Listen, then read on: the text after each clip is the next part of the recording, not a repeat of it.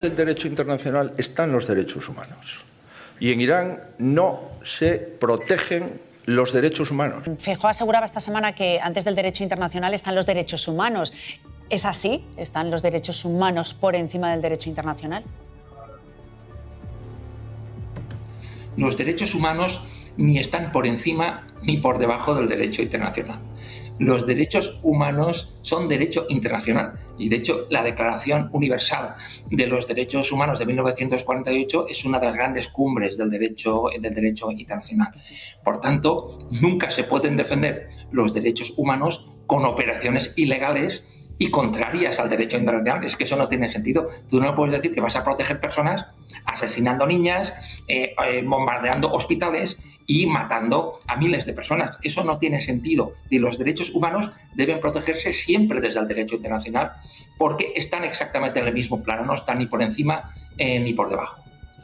Pues atentos a las palabras del que fuera primer ministro francés entre 2005 y 2007. Es Pedro Sánchez quien salva el honor de Europa.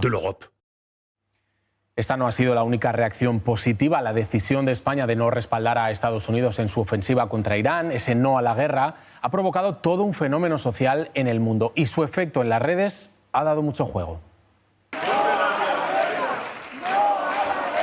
Ni de cerca se había asomado España, al menos en la era digital, a este balcón de popularidad. La humanidad ama a España. Dando una lección Envidio de el ejemplo del gobierno español. País hermano, España. Que es un orgullo ser español. Es un orgullo ser español. A Sánchez le respalda la cifra. Ha ganado cerca de 400.000 seguidores de todo el mundo en Instagram en los últimos días. Hay muchos periodistas de Pakistán, de India, que también lo soportan y los ministros pakistaníes también. Desde Japón, avalancha de cuentas animando a comprar productos españoles como respuesta a la bravuconería de Trump. He comprado aceitunas exportadas directamente desde España. Ya impera la ley del más fuerte y te puede gustar o no, pero de Naciones Unidas. La Unión Europea tiene una posición muy débil en esto. Pero también tengo claro que una vez que ha empezado sé en qué bando tiene que estar España porque no le queda otra porque pertenece a dos clubes como son la Unión Europea y la OTAN. Porque entonces salte de la OTAN. ¿Por qué? Que ya sé que tú es un debate que quieres abrir, pero si estás en la OTAN y si estás en la Unión Europea y si estás en la Unión Europea, pues si formas parte de un club, tienes que cumplir unas reglas. Es por eso por lo que ha tenido que mandar España una fragata. Aquí es Fragan Palomares. O sea, aquí no hay más opción que Fragan Palomares, que venga a Estados Unidos, haga lo que quiera porque Europa es muy débil. Yo estoy cansadísimo de las faltas de respeto a Europa. O sea, para hablar de Europa, por favor, lávese usted la boca. O sea, lo que sí, pero a lo mejor también de Europa se necesitaría una respuesta sin mucho ninguna más duda, sin ninguna duda, pero ¿no? como la reacción antieuropea es tan absolutamente dura, pues yo ya me revelo, ¿no? Me revelo porque digo, pero ustedes dónde han vivido en una prosperidad absolutamente inimaginable para el pueblo europeo durante los últimos 40, 50 años. ¿Cuándo han vivido ustedes así? Más que en Europa. Por lo tanto, como hay esta reacción antieuropea de que somos débiles, de que vivimos en un zoo de cristal, pues yo me rebelo con la misma gana, ¿no? Y decir, bueno, débiles serán ustedes, ¿no? Y luego lo más importante, lo de compensar estar en un bando, compensar en el otro. Yo la palabra compensar tendría muchísimo cuidado porque también nos decía el señor José María Aznar en 2003 que nos compensaba más estar con Estados Unidos y sabemos lo que ocurrió ahí. Pero entiendo que uno pertenece a la OTAN es que no aunque porque quieres es que no es que elijas bando, es que estás en un bando. Es que España pertenece a la OTAN desde 1982 y a la Unión Europea desde 1986. Estamos. Y dicho lo cual, el presidente del gobierno lo primero que tiene que hacer es hablar con el líder de la oposición. Y tiene que ir al Congreso y no esperar 3 semanas. Y tiene, Sánchez muy malo. ¿Podemos hablar de otra cosa? Y tiene que someter a votación algo, alguna vez. A ver qué opina. Sánchez malísimo, todo malísimo. Lo único bueno que tiene cuando quienes inician una guerra de estas características es que se salten el orden internacional, es que a partir del momento en que tus aliados no cumples las reglas por las que están basadas tus alianzas, tú no tienes ninguna obligación de cumplir con lo que pone en esas alianzas. Y esta guerra no cumple con ninguno de las premisas por las que nosotros nos hemos comprometido a participar militarmente en determinados. Y por tanto, eso de es que no puedes no tomar partido. Sí, y de la Unión Europea tampoco. Voy a terminar. Vale. Como de la Unión Europea, sí, cuando atacan a Chipre, desde luego nuestras tropas se tienen que movilizar porque es un ataque.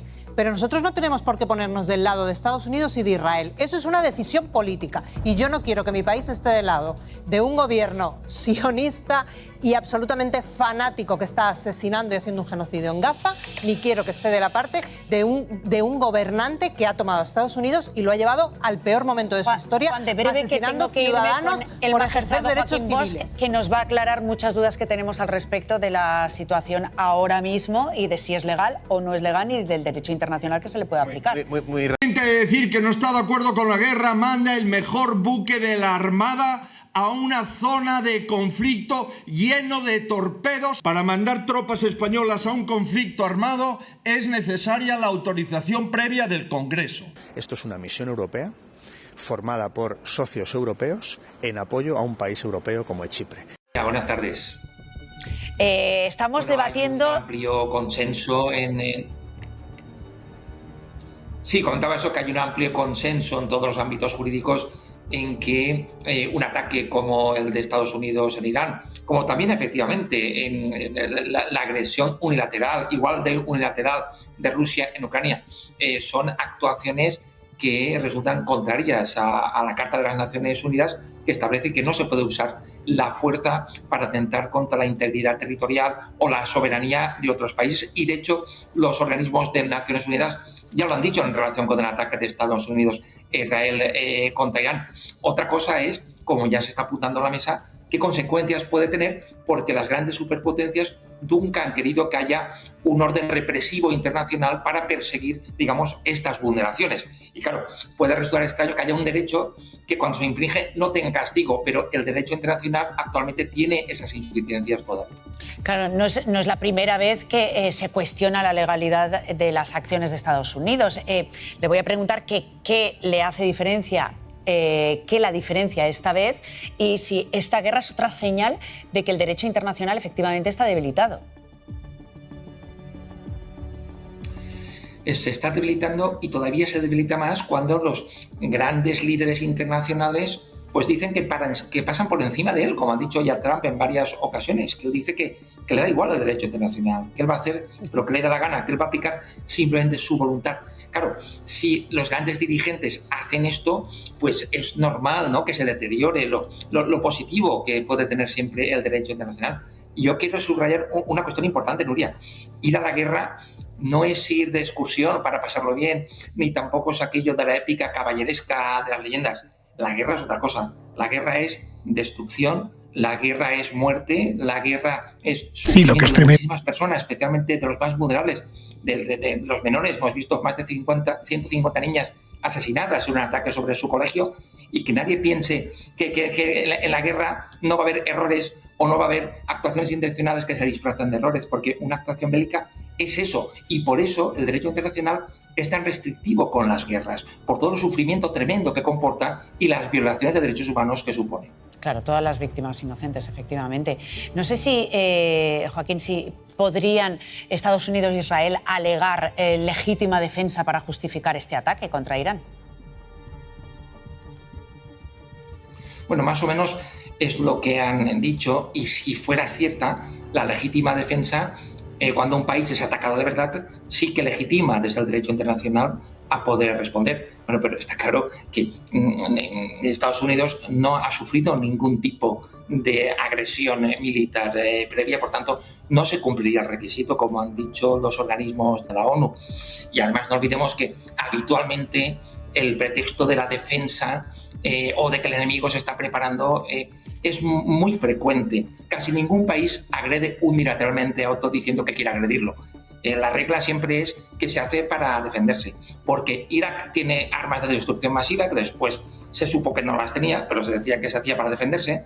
El propio Hitler decía que atacaba a Polonia porque Polonia tenía planes para atacar a Alemania. Por lo tanto, no se trata de alegar legítima defensa, sino que exista un ataque previo de verdad, y en este caso parece claro que no concurre, y así lo han dicho los organismos de la ONU.